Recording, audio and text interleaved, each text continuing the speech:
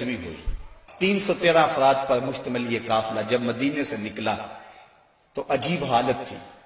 مختصر سامان تھا، 2 گھوڑے، 6 زرہیں، 8 شمشیریں۔ پلٹنے آئے تھے یہ لوگ دنیا بھر کی تقدیریں۔ مسلمان جب نکلے نا تو ان کے پاس تلواریں بھی 8 تھیں، اور وہ بھی مورخین لکھتے ہیں سلامت نہیں تھی۔ کسی کا دستہ ٹوٹا ہوا تھا، کسی کی نوک نہیں تھی، کوئی زہر میں بجھنے والی تھی، اور 2 گھوڑے تھے، 70 اونٹ تھے، اور 6 زریں تھی۔ جن کے پاس تلواریں نہیں تھی انہوں نے کھجوروں کے ڈنڈے توڑ لیے۔ اللہ اکبر، کیسا منظر تھا، کیسا ماحول تھا۔ یہ لشکر ساری دنیا سے انوکھا تھا، نرالا تھا کہ اس لشکر کا افسر کالی کملی والا تھا۔ عجیب رنگ تھا اس لشکر کا، چشم فلک نے کبھی ایسا منظر نہیں دیکھا ہوگا۔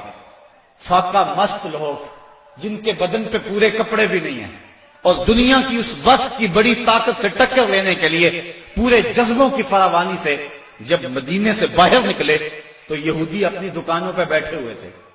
انہیں دیکھ کر کہنے لگے، مسلمانوں تمہارے پاس نہ کوئی اسلحہ، نہ کوئی نیزے، نہ کوئی بھالے، نہ کوئی خنجر، نہ تیغ و تبر، تم کس راستے پہ جا رہے ہو؟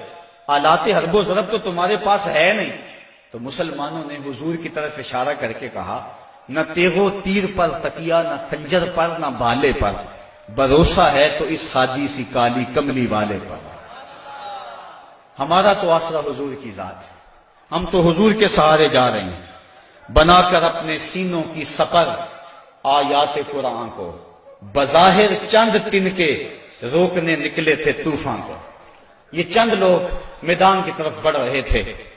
حضور علیہ السلام نے 3 اشخاص کے لیے 1 اونٹ مقرر کر دیا کہ باری باری سوار ہوں گے، اور اپنے لیے حضور نے 1 اونٹ تنہا مقرر نہیں کیا بلکہ اپنے ساتھ بھی 2 سوار مقرر کیے، حضرت ابو لبابہ اور حضرت علی المرتضیٰ رضی اللہ تعالی عنہما۔ اور خود حضرت علی المرتضیٰ اور حضرت ابو لبابہ نے عرض کی، حضور ہم اپنی باریاں چھوڑتے ہیں، آپ سوار ہیں۔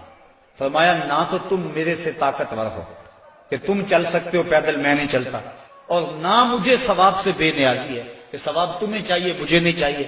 فرمایا، اپنی باری پہ تم سوار ہوگے، اپنی باری پہ میں سوار ہوں گا۔ محبت کے جوش میں یہ قافلہ آگے جا رہا ہے۔ عجیب حالت ہے، فاقہ مست ہے، کھجور کو چوس کے روزہ رکھتے ہیں۔